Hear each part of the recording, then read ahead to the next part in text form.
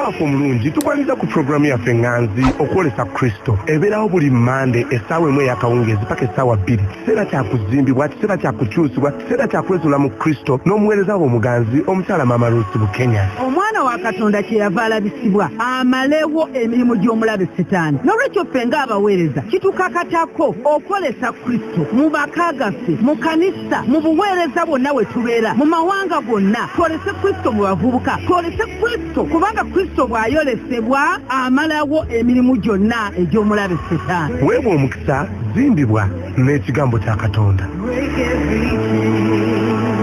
Mukama waffe yeebazibwe abantu ba Katonda mwenna abeekuumidde ku mukutu gwa Spirit FM 96.6. Njagala nate okutwala omukisa guno okubalamusaako mu linnya erya Yesu n'okubeebaza okutuninga Spirit FM nga bulijjo omuweereza Lucy Bukenya erida Fanero Ministries International. Ku lunaku luno olwa Mande mba natuuse dda mu studio za Spirit FM awamu n'omugenyi wange nateera gwe ntambudde naye nga bulijjo mumanyi tutambula nzekka era ntambudde n'omugenyi wange ow'olunaku lwa leero ate ng'era tuweereza naye mu Fanero Ministries International. Nja kumusaba abalamuseeko n'oluvannyuma tugende mu maaso n'okusaba ate tugabana ekigambo. Amiina. Mukama waffe yeebazibwe. Nange njagala okwebaza Mukama olw'ennaku ez'amaanyi nga zino ze tulimu kubanga buli lukya Mukama yeeyongera kukola byamagero, yeeyongera kututwala mu maaso era nkakasa naawe atuwuliriza olwaleero Mukama akutwala mu maaso. Olina obujulizi mmanyi bungi bw'olabyeko mu wiiki eyisa ate bingi Bayibuli egaya bikyali mu maaso, bingi ebisingako awo. Yesu yatugamba nti ffe tujja kukola ebisingako bye yakola. So erinnya Bukulu Ronald njagala okwebaza Mukama olunaku lw'olwaleero. Njagala okwebaza olw'ekigambo mwoyo kyagenda okugabanako naffe. Atuwuliriza nsabye obikkula amatu, bikkula omutima gwo, okkiriza ekigambo kikole mu bulamu bwo. Bayibuli etugamba nti bwe tuwulira ekigambo tetukakkanyaza mutima wabula tukikkirize kitukolemu omulimu, kibale ebibala ebigasa. Njagala otwala omukisa okwebaza kitaffe mu Katonda Apostle Grace Lubega ne maama waffe Maama Nicolette Lubega olw'omukisa gwe bongera okutuwa okuweereza obulamu obwo bwe tuyize bwe tubadde nga tutudde mu buweereza bwabwe ate era mwe tukyatudde. Nenjagala n'okwebaza mami wange Mami Bukenya ne Daddy Joakim Bukenya olw'omukisa guno okuweereza buli lwa Mande. Amiina. Mukama waffe yeebaze. Tugenda nno okubanga twongera okwebaza Katonda gwali gy'otudde nga naawe oteredde baako muno gw'otegeeza muno muweereza emmesegi teweeyagaliza wekka, yagalizayo n'omulala kubanga tumanyi tunaagendera okumala ekigambo kino Mukama kyatadde ku mitima gyaffe. Mujja kuba temusobola kusigala kyekimu. Ate nange era mu ngeri y'emu njagala kwongera kwebaza Katonda olw'obuweereza obwo bwe tuvaamu bwa Fanero Ministries awamu ne Apostle Grace Lubega awamu ne Maama Nicolette abatukulembedde mu buweereza obwo. Twebaza Katonda olw'omulimu gwonna gwe bakoze, gwe batukozeemu, gwe bakoze mu mawanga era gwe bakoze mu ggwanga lyaffe. Tukkiriza nga tetusobola kusigala kyekimu era nga nammwe abatuwuliza temusobola kusigala kyekimu. Ate nga nnyongera obbakubiriza nti ate era buli Friday essaawa 3 ez'akawungeezi mpaka ssaawa 4 era Apostle Grace abeerako yennyini ate n'ayongera okugabana nammwe. Ate era na buli Sande ku Sande ku ssaawa 5 zennyini ez'ekumakya era abeerako ku Spirit FM ku TV, ku Spirit TV. Then nalwo bambi temusubwa ate era ne ku Lwokuna era abeerako era ku Spirit TV. Ebyo natubibagamba muleme okusigala kyekimu. Katonda tuwadde emikutu nga gino tuweererezeeko. Ntera obbagamba nti enzigi zaffe teziggalwangawo, ffe zaffe teziggalwawo emisana n'ekiro kubanga Katonda affe atuwadde emikutu kwe musobola okuyima ne muwulira ekigambo ate ne mukikkiriza era ne kibagasa bulamu bwammwe. Mbaddeko ku dduuka olwaleero mumanyi amaduuka gaffe maggula ennyaka edi baazikkiriza nnyo okuggulawo naye ngenzeeko ku dduuka nsobole okulaba ku manager ne ku bosi waffe ow'ekizimbe tulabe ki ekigenda mu maaso ku bigambo era by'okwongera okuggulawo. naye ne batukakasa nti bakikolako naye ekisinza okunsanyusa ntuuse mu kibuga ng'abantu bayitirivu ne ngamba bano baasumululwa. Amina. Bakyali basibe ne coronavirus tebakyamumanyi. Naye ekisanyusiza ekirala abakyala bwe bandabyeko bwe bati bagamba maama Bukenya gwe ng'olabika bulungi. Balinga bwe bata kugamba olinga abadde akola bulijjo konze nanze mbadde nkola bulijjo. Ne bagamba bannange gwe bannange Mukama ng'akoze bulungi bagamba nti ankoze bulungi. Ne bangamba kakati ukikola otya konze Yesu yakikola munze kubanga yansuubiza kitagenda kundeka kitagenda kunjabulira kati tasobola kundeka lwa coronavirus kubanga amwinako obuyinza amwinako solution amwinako ekyokuddamu n'olwekyo asigadde nga atugabirira asigadde nga mulungi era nebye mwetaaga abaana bange abobuwala n'abobulenzi at least awo ninawo akafuwe nsobola okukola ki nabagambye nti kakati gundi Katonda atukoze bulungi kubanga buli kirabika ng'ekibi Bayibuli egamba nti byonna ebibaawo abitukoleramu olw'obulungi kubanga tumwagala naye atwagala kati nsobola ninawo akafaawo wensobola okubambaza okubambaza kyengeza ku bintu ebiri ebipyawo ebiri era nsobola okukola ki okubambaza amakanzu weegali gomesi weeziri abaana bange abobuwala n'obulenzi bannange katate Mukama atukoze bulungi nti scientific weddings tezikyaliko kugamba nti munaabeerawo mukuŋŋaanye bingi ebibeerawo bimala Mukama waffe yeebazibwe n'olwekyo mujje twogere makanzu tulabe naye gomesi tulabe ebintu bigende mu maaso temwerwisa abaana bange ab'obulenzi amaaso gazibuke mulabe ate n'abawala mubeera available babalabe Mukama waffe yeebazibwe si naye nga si mukwekoza mubeera available nga Rebecca bwe yali Katonda awo n'abeera ng'ekikyakiyisizaawo oyinza okuweeraawo nga naawe essaala ya munno alina byaga nti bwe naalaba kino na kino kakati naawe saba Mukama akuwa amagezi kuba amagezi gava eri Katonda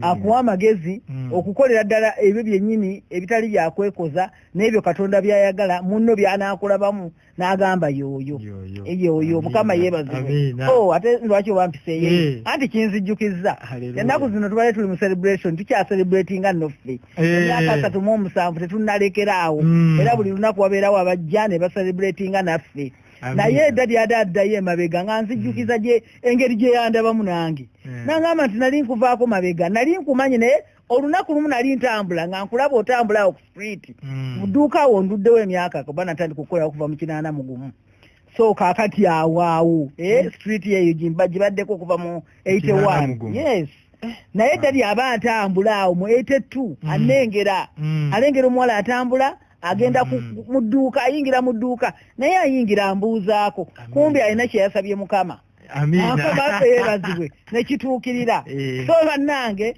simanyi lwaki mpitiddeyo naye mmanyi waliwo ensonga waliwo batabani baffe ne bawala baffe abeetaaga okubeera available ebintu bigende mu maaso kubanga Bayibuli yetugamba nti tetulina mwoyo wa kulwa tetulina spirit of delay tulina quickening spirit amina kati nga bulijjo tulina omwoyo ayatwanguya ate n'agamba nti satisfy us tukuse nga omuntu omubunyumira nnyo okwogera mu luzungu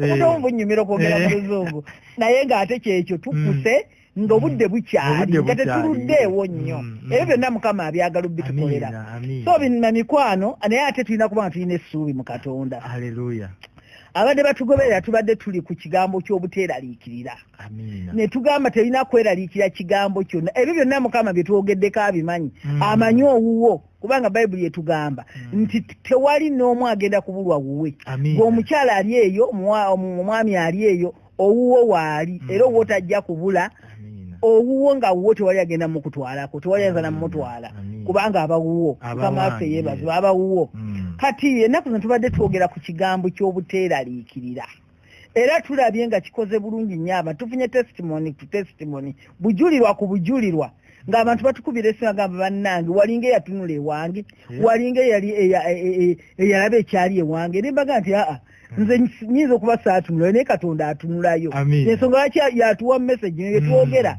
tebiba byaffe naye Katonda yennyini atumanye atunula ewuwo n'alaba yatuyisaamu ekigambo ekyo n'agamba abantu bange mubategeeze kino kubanga abantu bange babula olw'okubula okumanya bazikirira olw'okubula okumanya Mukama waffe yeebazibwe kati mubategeeze kati n'olwaleero omwoyo omutukuvu abadde atuluŋŋamya ate part 1 ey'okusuubira okubeera n'essuubi mu Katonda era kati tugenda tutandika kwogera ku ssuubi eyiri mu Katonda omuntu obeera n'essuubi mu Katonda ebyo bye bisobola okugaanira ddala okweraliikira naye kati tugenda kwesiba ku kigambo ky'okubeera n'essuubi mu Katonda kubanga ebyo bw'obeera n'essuubi mu Katonda ojja kukkiriza watakkirizika ojja kumanya nti Katonda wange waali ojja kumanya Katonda wange tasobola kundeka Katonda wange tayina limitation tayina kukugirwa haleluya Mukama waffe yebaza ate ndi wamu naye buli wama asobola okuyitamu kubanga yayitanga ne mu bisenge n'asinkana abantu be n'olwaleero waali abeera bumujjo ne leero okusa emirembe gino bwe giriggwawo Mukama waffe yeebazibwe katubeere nga tugabana ku kigambo ekyo ozi nga tusimbukira ddala mu kigambo ekiviira ddala mu Baluumi essuula ey'okuna mpozi tutandikire ddala ku nnyolo olw'16 nga tugabanira ddala nga tukisibukira ddala ku jjajjaffe oba kitaffe mu kukkiriza nga bwe yasuubira mu Katonda era ne Katonda n'atamuyiwa n'abeera wamu naye mpaka ku nkomerero Mukama waffe yeebazibwe amaminoza katandikire ku 11 ngenda kusoma mu y'oluzungu gye bayita the message kubanga ine engeri gye yaggyeyo ekyo tujja kuba tuvuunula nga bwe tusoma egamba bweti mu lw'17 egamba nti we call Abraham father not because he got God's attention by living like a saint but because God made something out of Abraham when he was a nobody. Katonda yakola ekyomugaso mu Ibulayimu bwe yali nga talina kyali. Bayibuli etugamba nti tumuyita kitaffe si lwa kubanga yagobera n'atuukiriza buli kimu naye olw'okuba Katonda yamufuula ekyomugaso nga talina kyali. N'agamba isn't that what we've always read in scripture? God saying to Abraham, I set you up as father of many people. Nti nkufudde kitaawe w'abantu bonna abangi.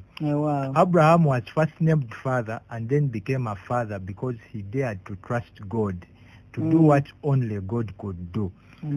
Abraham yafuulibwa kitaffe olw'okuba yasalawo ne yeesiga Mukama okola ebyo Katonda yekka bye yali asobola okukola.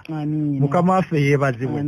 Kati kyekino kigezaawo okutandika okwogerako in fact mami nti embeera gye eriwo eyeetoolodde abantu Katonda yekka yasobola okukola ekyo kyakola. Njagadde obujulizi mami bw'owadde nti bw'oyiseeko ku dduuka abantu bageegwe ng'atoonyirira n'obagamba Yesu Katonda yakola bino yekka yasobola okikola mu mbeera eno. Mukama waffe yeebazibwe. N'agamba nti olw'18 n'agamba when everything was hopeless tewali nga tewali ssuubi mu kintu kyonna. Waliwo omuntu nga obadde toyina ssuubi mu kintu kyonna when everything was hopeless. Mami kyenkyagaddeko engeri gyakiwandiiseemu nti engeri gyatandisemu akulaga nti waliwo awali essuubi ng'ebirala byonna tewali ssuubi. Ebirala byonna nga tewali when everything was hopeless nga byonna byatunuulira temuli ssuubi. Bw'atunuulira abaana nga talaba ssuubi, bw'atunuulira omwami nga talaba ssuubi, bw'atunuulira mukyala we nga talaba ssuubi. Talaba ssuubi lyakukyuka. Ate obadde oyogera ekyo ne kinzijukira lw'omwami omu baali baatuyita for counseling okuba counselinga nga bamaze emyaka 3 kubanga batusingako emyaka 2 ko ba 39 naye we baatuyitira baalinga mu 36. Kati we baatuyitira mu myaka 36 nga batusingako awo era ffe twali mu 35 naye bwe twali twogera gye bali ebigambo ne bibeera awo. Omwami omukyala aloopa mwami we nti omwami etanjagala akola bino na bino n'omukyala agamba nti nange etanjagala akoze bino na bino nange omukyala mwami agataŋŋondera. Kati ne mmala ne tumaliriza nga twagenda okulira sayidi zombi. Ze ne ŋŋamba omukyala nti kaakati omanyi kyoba okola fukamira wetondera omwami kubanga mu byonna byoyogedde nze ndaba wetaaga kusubmitinga eri mwami kyekikubulamu omanye nti ono kyekikubulamu kakati omukyala kyeyakola n'afukamira naye nagamba nsonyiwa kuba namugamba nti kati kubamu akafaananyi singa ebyo bigambo byonna byogambye omukyala singa tunoonya abakyala abandyagadde okubeera nga ggwe ng'omwami bwakutreatinga ebyo byonna byabyogedde singa abakyala abaali eyo ne tubateeka mu layini tubagamba owange gwe omukyala ali wano bameka abandyegombye okubeera ng'omukyala ono bw'ali bwolooza bameka abandisimbye mabegawo ne mugamba nti n'agamba nti mubutuufu bangi nemugamba kakati nga bukiri bwekityo nga bwekitegedde kati submitinga omwami omulage nti bambi omwebaza n'omwebaza nti weebale kubanga nze saamanya kyakukola naye kakati banzibudde amaaso ndabye nemanya nti kyamaza byobadde okola tobadde tobikola kubanga tonjagala naye obadde onoonya nange ntegeere nti mu butuufu newaddeyo ku lulwo nejassa amaaso ge wadde gakyali amazibe naye omukyala bwe yamala okufukamira ne yeebaza omwami n'agamba oyo wange mumanyi oyo katemba oba okitegeera nti oyo wange mumanyi oyo katemba gwalimu oba okitegeera kwegamba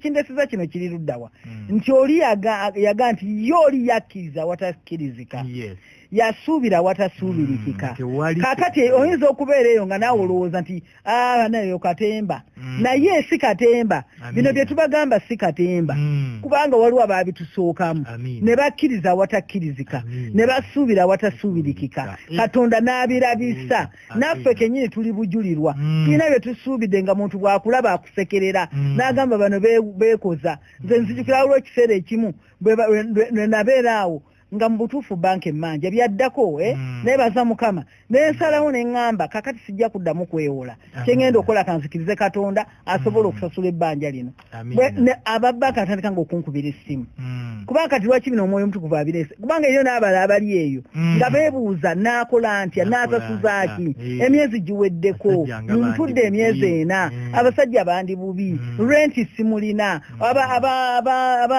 aba renti w'amayumba ab'amaduuka ffe ng'abamu abali mu bizimbe kwegamba okweraliikirira kungi mu bantu emyezi gino agamba takoze ate bamubanja renti era abamu baatandise eddoozi sente bazaagala n'ez'emabega titujja kutegeeragana mu ngeri yaffe naye nawe n'okutegeeragana kwategeeza tikale ne bw'onoosasula empola naye era ojja kusasula naye ate era obadde tozikola okujjako fe abeesize katonda nti ne bwe tubadde tutudde era tukoze mu linnya lya Yesu amiina so kaakati kyenjagala okuganga ebyo byonna byonna tebiraga ssuubi baŋŋambanga nti otuuse batuuse okutunda na buli kamwakako newabeerawo naye ajja naŋŋamba gwe mama Bukenya ku ekyo kyotuuse okubanga baali banzibye e India by then nali ngenza okusuubula ebindiya banzibye ensawo sente bazitutte nzewuze mu banka ezisinga ku zo bannange ekiseera kyalimu obwangu bungi naye nkomawo tiketi gye nalina nkomyewo kuba nalina return ticket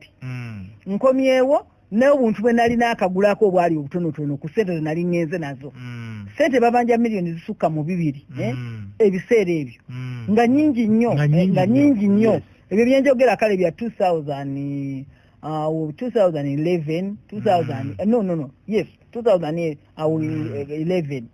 kiseera kyaddako naye nga emyaka giringa 9 egiyiseewo si gyemingi ennyo naye era nga oyina kikutwalira kukkiriza ne baŋŋamba bajja kutunda buli kantuko ababbanka benyene gye baŋŋamba tugenda kutunda buli kyonna ky'olina kati nembibuulirako looya ne mugamba mpandise n'ebbaluwa mu gundi mpandise n'ebbaluwa mu banka njogedde naabo ne bagamba bannange banziba kyamazima kyekyo naye ate nja kusasula ssente zammwe naye kyensaba kunnyongereyo kabanga muŋŋumiikirize ne bagaana okuŋŋumiikiriza naye ne ŋŋamba kanzikirize nga bo kye baŋŋamba okuŋŋumiikiriza kwe baŋŋamba ddamu weewola ate tuliniwinga ebbanja ne ŋŋamba nedda sigenda kuddamu kwewola kuliniwinga bbanja kanzikirize katonda ndiniwinge kukkiriza mukama waffe yeebazibwe okukkiriza nembeera n'essuubi mu katonda buli omu nga ntunira nga agamba ono tamanyi kye yeekola olwo omukyala wa banka ajja n'angamba weekubye essasi mu kigere ne mugamba nze kankubuulire ate gwe obuga nti nze ndiyeekubye gw'oli yeekubye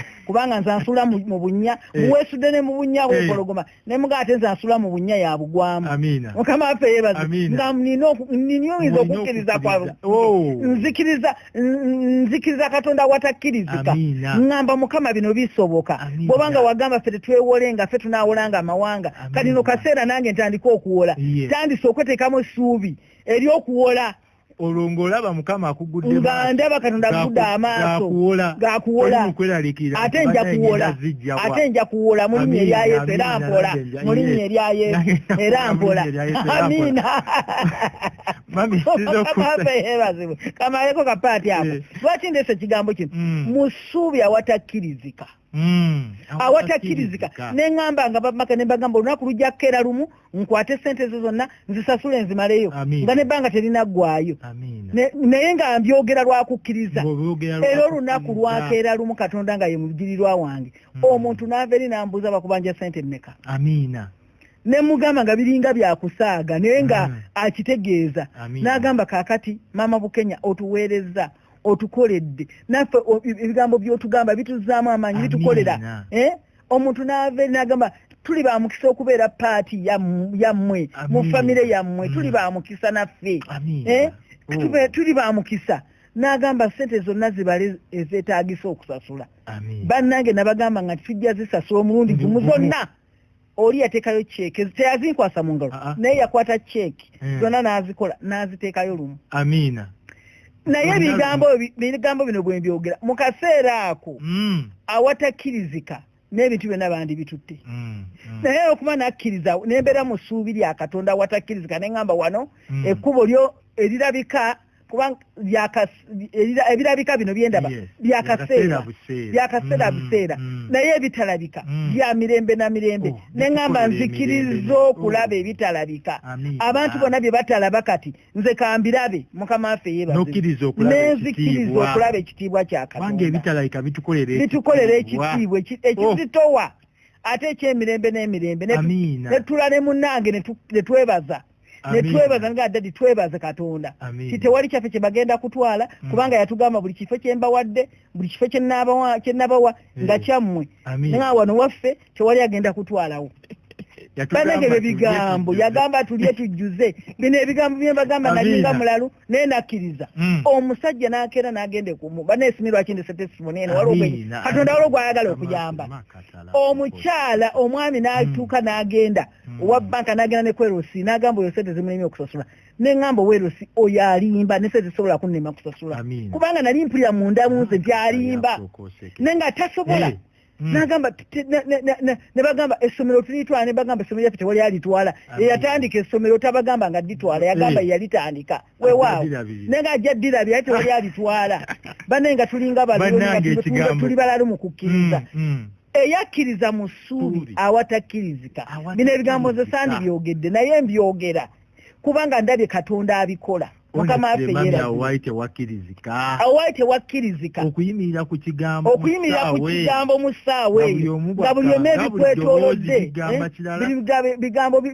buli ddoboozi likugamba kirala omulala najja n'aŋŋamba naye kakati wali omanyiraza omunzika yajja n'aŋŋamba kati baaba omanyi tunda emmotoka eyo emmotoka ate simulimu ssente tunda osasuleko kino neŋŋamba ne bwe njitunda tezimalaayo kakati n'olwekyo kalo kanzikiriza era watakkiriza mukama waffe yeebaze kyenjagala kyonna nga kiweddeyo mukama waffe yeebaze ate neŋŋamba emmotoka yakuweereza katonda neŋŋamba tetuyinza tutonda ate emmotoka eweereza mukama gye tutambuliramu ne tuweereza katonda kati katonda gwe tuweereza yeesasulire tale twasobya naye tatubalira busobya kwaffe yatusonyiwa naye bwe tuba twasobya yatusonyiwa ebiro by'obutamanya teyabimanya kati njagala okutegeeza olwaleero ng'omaze okumanya ebiro bino eby'obutamanya biro bye wakola mu butamanya tandika olwaleero n'okumanya tandika olwaleero n'okubeera n'essuubi mu katonda otegere nti katonda yakolera maama Bukenya asobola okukolera katonda akoledde abatukuvu abaasooka yesu atukolera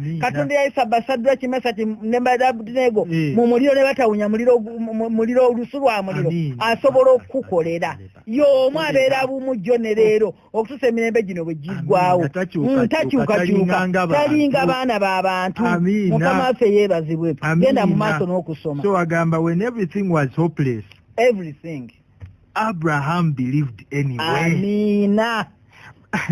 Ekyo wekiza mu Luganda abatuwuliriza. Abraham believed anyway. Kitegeeza mu ngeri yonna Abraham ye yali akyeteekamu nti nina kukkiriza. Tewali ngeri ndala wadde buli kimu kirabikanga ekirina ansa. Amina. Kyensigaza nina kukkiriza. Amina. Anyway. Amina. Mukama waffe yeebazibwe. N'agamba deciding to live not on the basis of what he saw. Amina. He couldn't do. Amina. But on what God said he would do. Amina. Oh, mukama waffe yeebazibwe. Mami obujulizi bwava okutuwa. Bulagira ddala ekifaananyi kino. Nti mami yasalawo obutabeerawo lw'ebyo ebirabikanga biye byatasobola kukola mami. Naye n'asalawo akkirize ebyo Katonda ye bye yagamba byajja okukola. Oh, ate kinzijjukiza olunyiriri olwo Pawulo lwagamba nti nga bwe tukkiriza bwe twogera. Kubanga bino olw'okuba bisuubizo Katonda byayogera bisuubizo tukkiriza bikkirize. Mukama waffe yeebazibwe. Bayibuli ebiyita bisuubizo. So agambye nti deciding to live not on the basis of what he saw he couldn't do. Mukama waffe yeebazibwe. Njagadde wali obadde obujulizi mami nti oli yagamba tunda emmotoka nogaanidde emmotoka tesobola kimaliriza. Lwaki njitunda? So n'okiraba nti kino kisoboka tukola ky'oyagala. Kubanga olwate ndi kwesalira amagezi nga nakkiriza watakkirizika n'ensubira mu Katonda atasobola kunjiwa nti atatunuulira atambalira butali butuukirivu atambalira kye nakola newankubadde kyali kifu saasalawo okwesiga Katonda we nandimwesize naye era nesiganga ate ekigambo ekirala waliwo ekigambo ekigamba nti omutuukirivu omubi yeewola n'atasasula nate nze nga mbeera ngamba omutuukirivu yeewola n'asasula kakati nange nja kusasula era nga kiyimiriramu neŋŋamba Mukama omutuukirivu bwe yeewola asasula omubi atasasula neŋŋamba Mukama nze nja kusasula. Mukama waffe yeebazibwe.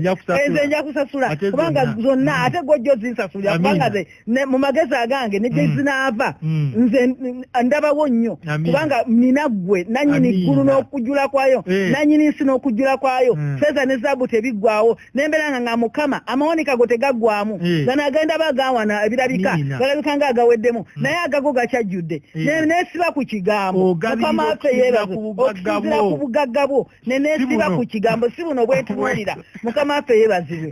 Katonda n'akola ebikulu. Kakati ku lunyiriri kandusomeko mu Luganda nate mwene olulina nange engeri gye lunyumidde olunyolo lw'19 n'agamba nti n'atanafuwa teyanafuwa mu kukkiriza bwe yalowooza ng'omubiri gwe ye nga gufudde. Bwe yalowooza ng'omubiri gwe gufudde teyanafuwa mu kukkiriza. Naye nga yakamala emyaka nga 10 n'olubuto lwa Saala nga lufudde naye nga lulaba ekintu ekifu tekyasobola kuvaamu mwana tekyasobola kuvaamu bulamu tekyasobola kintu kifudde bizinesi y'ogiraba n'ogamba nti bizinesi yafa tekyasobola kuvaamu kantu tekyasobola kapita afudde yenna agoledde mu rente nedda agoledde mu kulya sente tuziridde nga byonna bifudde.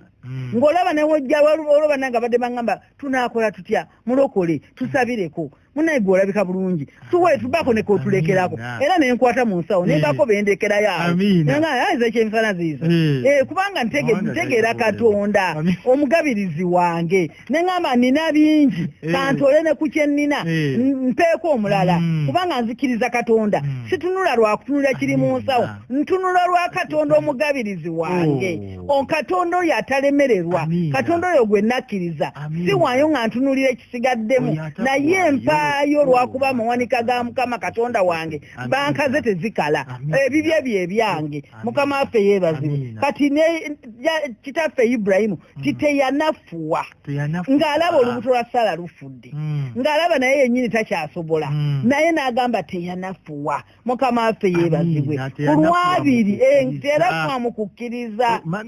Katono nnyo nga tuyongerayo Bayibuli egambye teyanafuwa mu kukkiriza kitegeeza omubiri gwo gwali munafu naye okukkiriza tekunafuwa. Mukama waffe yeebazibwe nti gw'oyinza okusalawo n'otwala side endala n'oleka okukkiriza naye okukkiriza kusigala kwa amaanyi era bw'osalawo n'ogamba sijja kunafuwa mu kukkiriza nga mami bwewasalawo mu bujulizi bw'otuwadde okukkiriza kulina okukola okukkiriza kuba n'essuubi gye twogerako olina okuba nga olina essuubi mu Katonda kuba tosobola kukkiriza tosobola kuba na ssuubi nga tolina kukkiriza essuubi lijjira mu kukkiriza kigambo kye yayogera kati n'obeera n'essuubi kiri Yobu kye yayogerako mu ssula ey'okutaano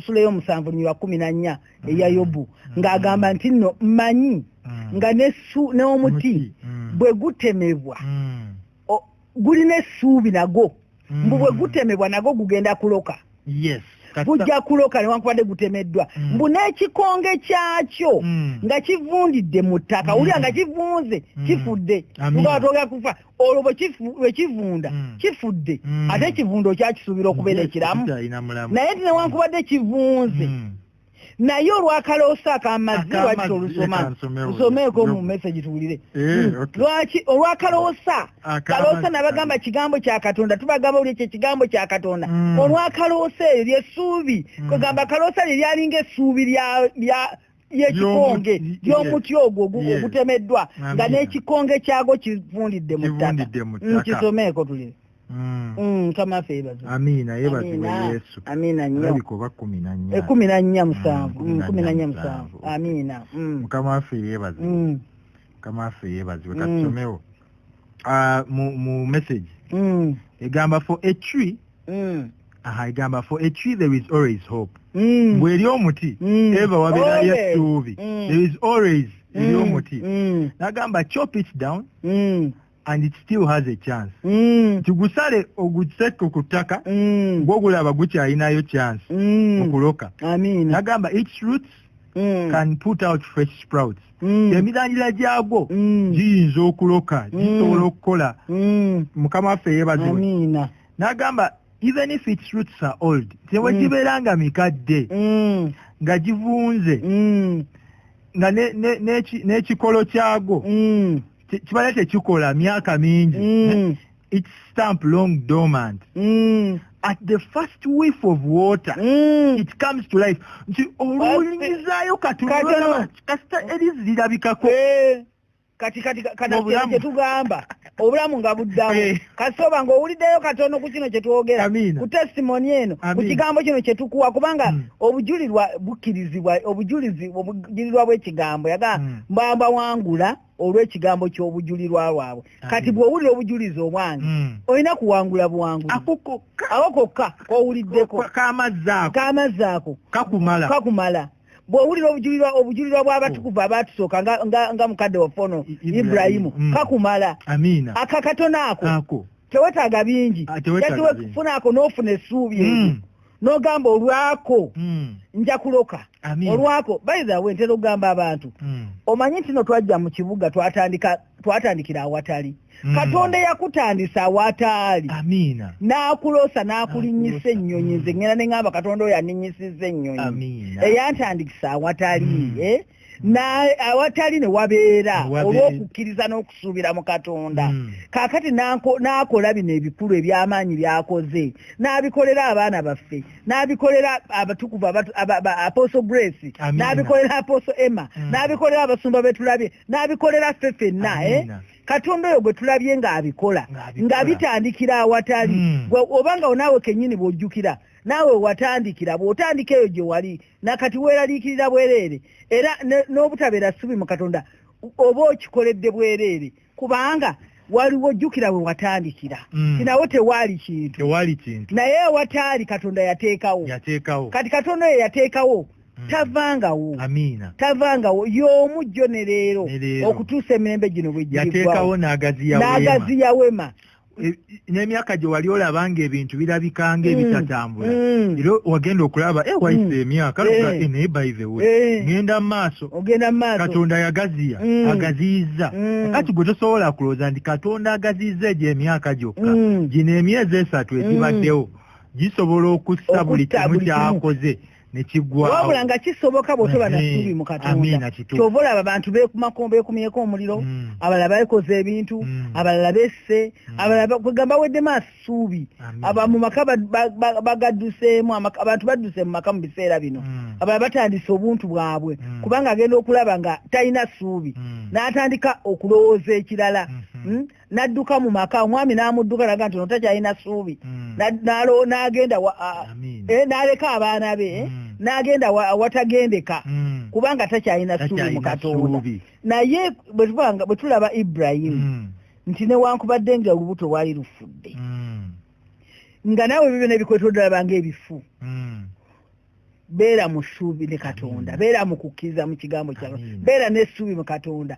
nti ng'omuti guli bwe guloka akaloosa katono waawo gwo nga gutandika kuloka kekano kennyini Mukama affe Bayibuli egaye nga gulaba obulamu amiina kati olwabiri n'agamba naye mu kusuubiza kwa Katonda teyabuusabuusa wangi mu kusuubiza kwa Katonda teyabuusabuusa kusuubiza kwa Katonda yakusuubiza ki kike yasuubiza mu bulamu bwo yasuubiza naga siri kuleka n'akatono siri kwabulya n'akatono Hebrews Bebulaniya 13 olunyolo lwokusana katundu B n'agamba sigenda kuleka yakusuubiza ayina engeri gyaki beera n'essuubi mu Katonda weewaawo oluddako engeri gye lukwatagana n'olwo wagamba siri balekulira katusomewo agamba mulyoke mugambe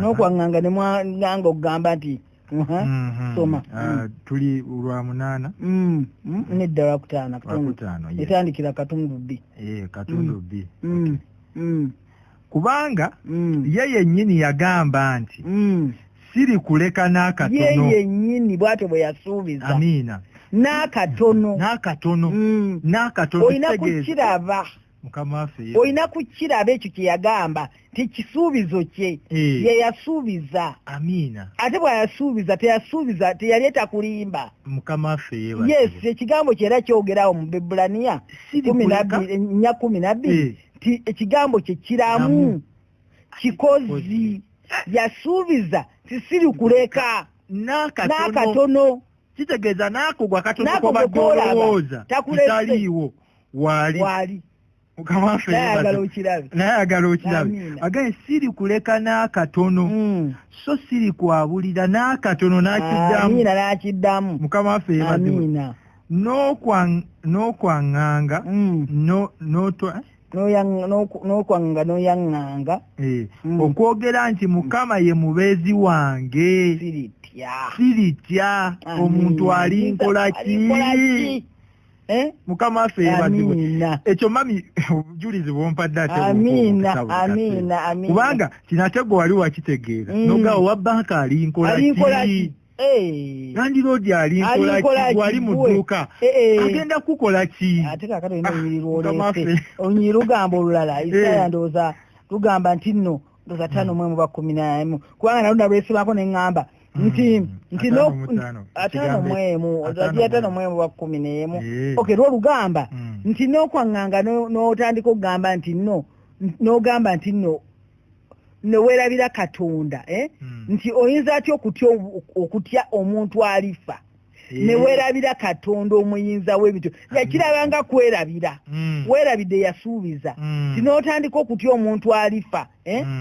bane gendayo tulabe Isaaya 5 Mukama waffe yeebaza naye nga kiga neweerabira abaakulaze nti weerabidde n'okwerabira nti nakusuubiza weerabidde n'okwerabira nti ndi wamu naawe ennaku zonna weerabidde n'okwerabira nti ente yasuubiza mwesigwa n'okukola yalikola weerabidde n'otandika okutya obuti omuntu alifa neweerabira Katonda omuyinza w'ebintu byonna yaga nti gwani amiina gamba tunuulira Ibulayimu jjajjamu ne Saala yabazaala amiina kubanga bwe yali ali omu yekka ne muyita ne muwa omukisa ne mwaza kubanga Mukama asanyusiza Sayuuni okwakala olwo naye naye luli mu Isaya mune bajja kulunoonya naye nga luga nti gwani n'okutya n'otya omuntu alifa ne weerabira Katonda omuyinza w'ebintu byonna. Mukama waffe yeebazibwe nti nga kyagamba tolina kwerabira Katonda omuyinza w'ebintu byonna. Mu Isaya 5:1 Isaiah 51:7 agamba mumpulirize mmwe abamanyi obutuukirivu, eggwanga eririna amateeka gange mu mutima gwammwe. Temutyanga kuvuma kw'abantu, so temukengentererwanga lwa kuyomba kwabwe, kubanga ennyenje eribalira ddala. Mukama waffe yeebazibwe tagamba nti abo abakutiisa ennyenje eribakola ki? Eribalira ddala. N'agamba eribalira ddala ng'ekyambalo ekyenkuyege eribalya ng'ebyoya by'endiga. Naye obutuukirivu bwange bunaabeereranga ennaku zonna, n'obulokozi bwange okutuusa emirembe gyonna. N'agamba zuukuka yambala amaanyi g'omukono gwa Mukama. Mukama waffe yeebazibwe. Yambala amaanyi totya, kubanga akugamalira mu Isaya 4:1 nze nja okuyambanga, njanga kuyamba n'abeeranga wamu naawe. Totya, beera n'essubi mu Katonda. Ebibadde bikutiisa tebikutiisa, beera n'essubi mu Katonda, kubanga yasuubiza mwesigwa. Agamba n'okukola y'akola, si gwe ogenda okubikola. Tomanyi bwe binaaba oba binaaba bitya, naye olwera mu Isaya nyirigunza Isaya nazinyumira zinzigira, kubanga aga nti nga bw'otamanyi n'amagumba g'omwana bwe gatondebwa mu lubuto lwa maama we, nti bw'otyo bw'otajja kumanya bwe binaakola, naye ekikulu bijja kukolebwa. Olina kubeera n'essubi mu Katonda n'omanya nti ajja kubikola, oba bitya naye era ajja kubikola, kubanga ye yasuubiza. N'otasagasagana, n'obeera n'essubi mu ye, kubanga ajja kukituukiriza. In fact ate atuukiririzaawo.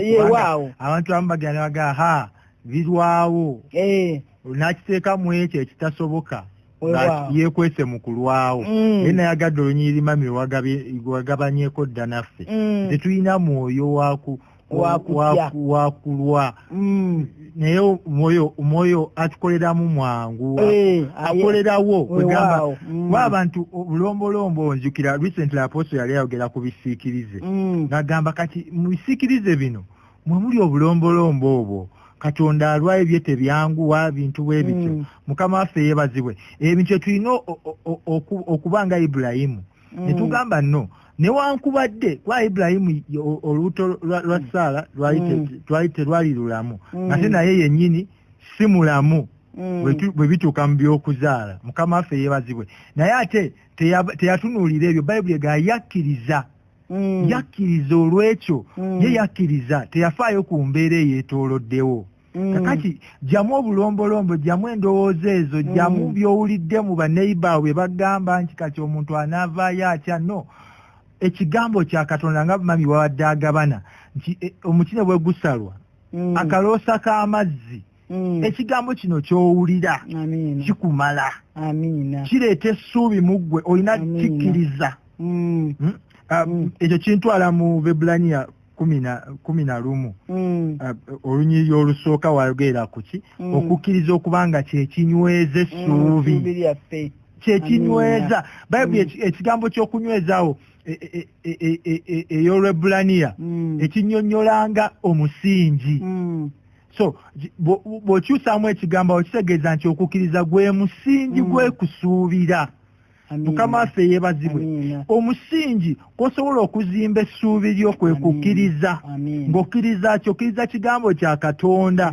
Kino ky'owuliriza buli lunaku, buli lwa Mande, abatuwuliza ku radio program endala ku TV abatulaba, ekyo kigambo ekijja gy'oli buli lunaku. Ampuliriza ogwo oba oli ku musingi nga gw'okutte. Mukama waffe yeebazibwe. Bayibuli tekuwa musingi mulala okuggyako Kristo. Ate olaba n'okukkiriza Bayibuli etugaa nti kakati obulamu bwaffe bubeerawo lwa kukkiriza okwa Kristo Yesu ali mu ffe. Mukama waffe yeebazibwe. So Kristo gwe musingi ate okukkiriza kwe gwe musingi. Mukama waffe yeebazibwe. Kakati kino ekigambo kye tugabana naawe ebyo ekigambo kye tubadde twogerako nti Bayibuli etugaye nti olaba tusobola kutegeera amagumba gano ngeri gye gafuukamu mubiri n'olaba omuntu akuze omukulu. Olaba tulina kutunuliza bebi nga baakamuzaala. Newayita emyaka 2 n'olaba omuntu nga muwanvu noga akafaananyi kalina okutunira oga ono yaliko bw'ati.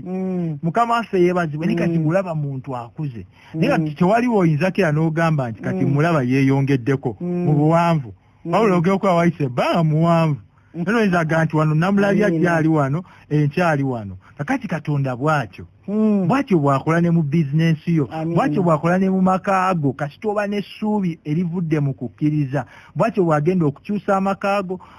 Toddaawo n'obiteeka mu saayansi. Amiina. 5 olunyiri kuva ku 12 we wali akatundu kali kinadde njagala kuva ku 12 na 13 agamba nti nze mwene nze nzuuyo abasanyusa. Mukama waffe nze mwene yeerayiridde nze mwene nze nzuuyo abasanyusa. Gwani n'okutya n'otya omuntu alifa wanji gwani weemanyi nti oli mwana wa Katonda.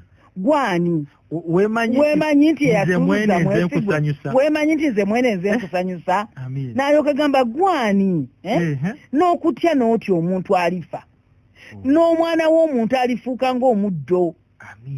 Omanyi abatusiza baana b'abantu sina baana ba Katonda baana b'abantu. N'agamba nti neweerabira wa 13 neweerabira Mukama omulokozi wo eyabamba 13 neweerabira Mukama omulokozi wo naga omulokozi wo eyabamba eggulu n'ateekawo emisingi gy'ensi n'ozibyanga obudde bulijjo ng'otya olw'obukaali n'olw'obujoozi n'olw'obujoozi bwe bwe yeteekerateekera okuzibya era buli luddawa obukaali bw'omujoozi. Mukama waffe yeebazibwe. Abuuza buli luddawa bundage kubanga ono bwe twogerako ye yatonda eggulu n'ensi. Gwe oyinza otya okwerabira yatonda eggulu n'ensi akakaduuka akakweraliikiriza ye yatonda eggulu n'ensi n'obwo obuduuka bwonna obulimu eyo bizinesi ekweraliikiriza gano amasomero byonna Katonda yabiteekawo kati akulaze gwani n'okutya n'otya omuntu alifa neweerabira Katonda omulokozi wo ebyo byakulokoddemu nga bingi. Jjukira byakulokoddemu, jjukira byakuyambyemu, jjukira bwaweredde abaana bo, jjukira bwakuyambye, jjukira wewayita n'agamba jjukirawo n'agandi newe n'obyerabira neweerabira Mukama omulokozi wo eyabamba eggulu n'ensi n'ateekawo n'emisingi gy'ensi n'ozibyanga obudde bwe n'ozibya obudde ngulijjo ng'otya olw'obukaali bw'omujoozi. Mujoozi kyakujooga ani akujooga? Wali waggulu yakubuuziza gwani atya omanyi kyoli omanyi ti oli mwana wa Katonda omanyi ti wewangula oli muwanguzi n'okukirawo yakwagala oyina essuubi mu Katonda okimanyi nti nno essuubi lyo lina kubeera mu Katonda n'ototya kwegamba bw'obeera ng'owulira embeera y'okutya weebuuze nzaani ekyo bw'okiddamu tosobola kuddamu kutya. Nze ndi mwana ate no kinzijukiza omukyalo Mwogode Nnaza mukyalo Mwogode Nnaza ngaya olumu waliwo embeera eyamutuukako n'asanga ababbi kati ababbi ne bamukwata budde bwali buwungeddemu ne bamukwata yina laptop ye kati bwe bamukwata ne bamugamba govaawa ne bamukwata awa boda yennyini yali amututte ebiseera ebyo yali alina waava yepeezo yali ava kuweereza kati yali ava kuweereza nsijjukira yangamba yali ava kuweereza naye kati owa boda yamutwala n'amusalinkiriza n'amuyisa mu kafo katatera kuyitamu bulijjo kati bw'amuyisa mu kafo katatera kuyitamu kyeyava amukwata n'amusikako n'agezako kumusikako laptop ye kati yabagezaako gimuyisa n'agamba nze ndi mwana wa Katonda nze ndi mwana wa Katonda kati abakyaga nze ndi mwana wa Katonda n'abalala ne bafubutuka sayidi endala ne bajja banatako omulwanyisa omukyalo omu abasajja basatu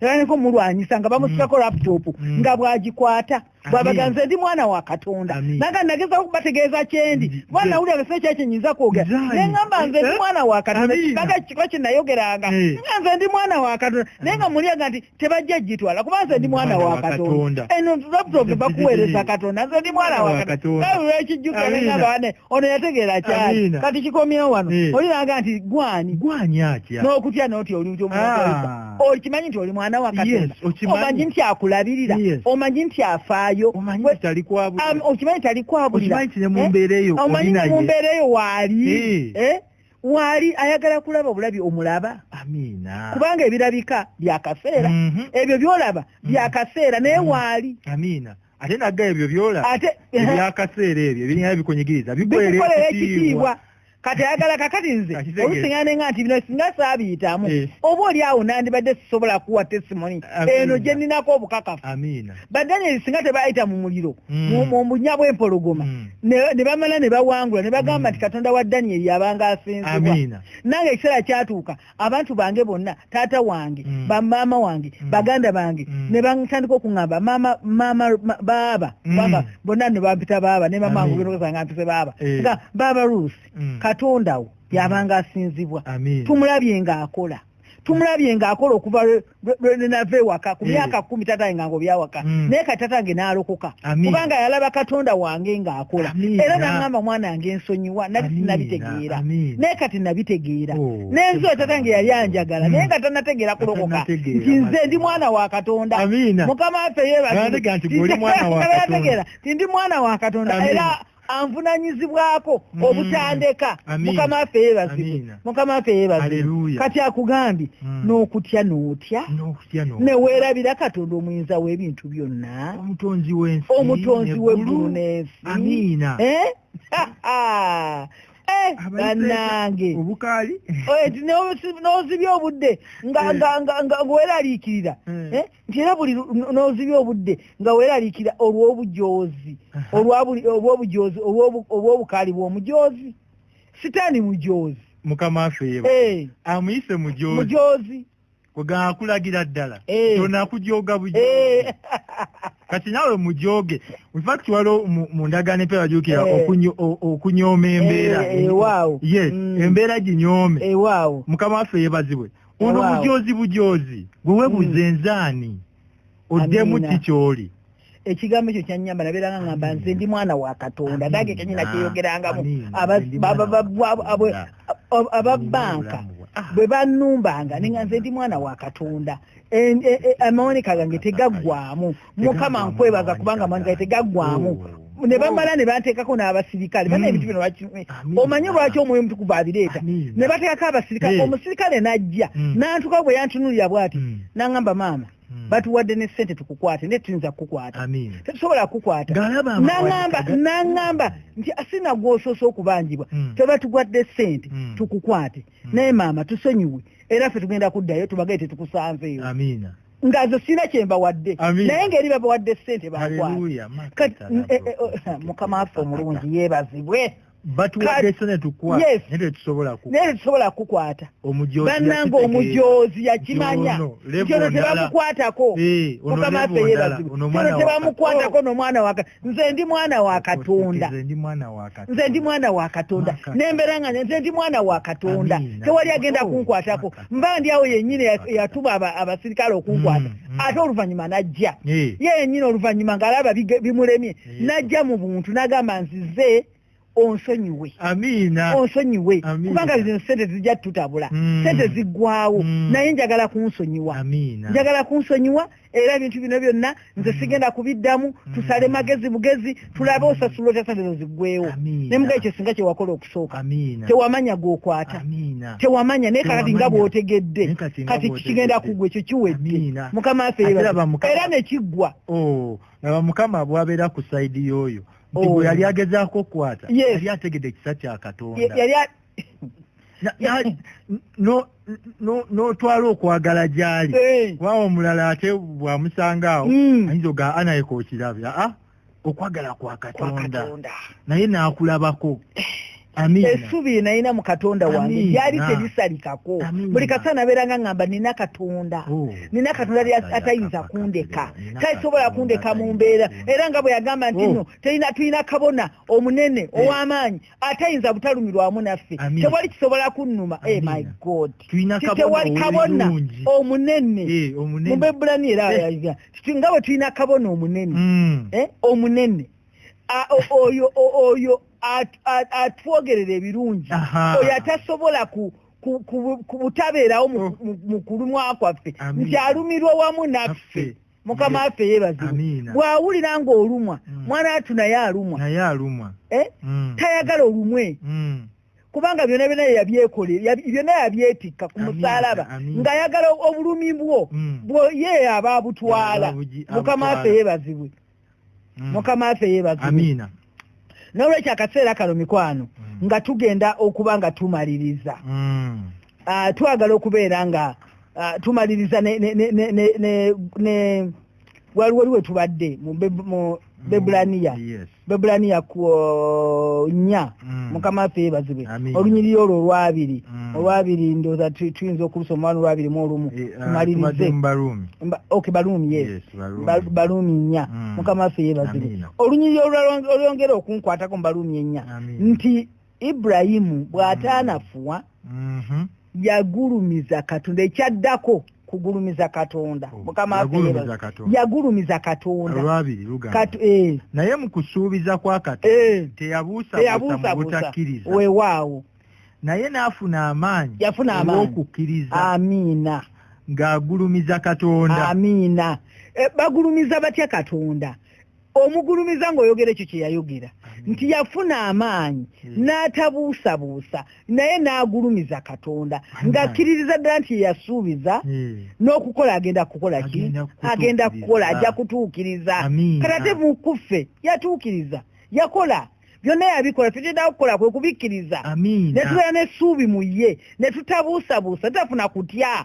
Okutya konna tukugobe, okukwa mujoozi. Babetole nti omujoozi yatujooga. Mukama waffe yeebazibwe. N'afuna amaanyi weewaawo olw'okukkiriza. Kiteweetaaga akifuna olw'okukkiriza, n'afuna essuubi olw'okukkiriza. Amiina. N'afuna amaanyi n'agulumiza Katonda. N'agamba oli Katonda eyasuubiza, oli Katonda omwesigwa. Manyi nga nze bino nsuubira watasuubirikika, naye manyi nti gwe yampita eyaŋŋamba nti va mu nsi yannyo ojje kutwale mu nsi gye ndikulaga. Manyi mwene ensongera kunkulaakulanyizaayo, ojja kunkola bulijjo, ojja kwolesa buli kirungi gye ndi. N'aba n'okumanya okwo bwetyo bwe tugulumiza Katonda mu ebyo bye yayogera ng'ategeerera ddala. Era ayinza n'okubikola. Amiina. Yategeerera ddala. Olwaleero akawungeezi ka leero njagala otegeerere ddala. Mukama waffe yeebazibwe. Tegeerera ddala. Obadde okyabulamu okutegeera, tegeerera ddala nti eyasuubiza ne bye yasuubiza ayinziza ddala okubikola. Mukama waffe yeebazibwe. Amiina. Ndowooza tubeere nga tusaba mu kaseera kano ke tusigaza, katukasabiremu ate tukwatulizeemu n'obulokozi. Bw'ayagala okukkiriza Yesu okubeera omulokozi waffe, omulokozi wo, sooka yatula ebigambo bino otegeere eyasuubiza timwesigwa. Sooka omwetwalira abeere omulokozi w'obulamu bwo. Gamba nti ayi Mukama, nkwebaza olw'ekigambo kyo kyempulidde olwaleero. Nange olwaleero nzikiriza nga gwe Mukama w'obulamu bwange, era njatula n'akamwa kange okulokoka. Nzikiriza nti wafa n'ozuukira ku lwange, era buli kye wakola wakikolera nze, era ndokose. Amiina. Gw'amaze okwatula ebigambo byo, omaze okulokoka. Jasikiriza bukkiriza. Ate tukubireko essimu ku 0701 49 16 4. Twongere okugabana nawe, tukuwa ebigambo ebinayongera okukuza, oyongere okukula mu Katonda, kubanga ekigambo kya Katonda kye kisobola okukuza. Mukama waffe yeebazibwe. Kanyongere okusaba essaala ennyimpi taata mu linnya erya Yesu tukwebaza lwabo bonna abatuwuliriza tukwebaza lwabo abalokose tukwebaza lwabo bonna Katonda wange ababadde n'okwetaaga okwa buli ngeri ebabadde balaba nga ebintu bifudde Mukama tukwebaza nti byonna bizzeemu obulamu olw'ekigambo kyo kubanga wagamba timwe mumaze okuba abalongoofu olw'ekigambo kye muwulidde bano bamaze okuba abalongoofu emirimu gyabwe gizibbwa bujja buli kyabwe kyonna kizzeewo kubanga bawulidde ekigambo kyo mu linnya erya Yesu Kristo omwana wa Katonda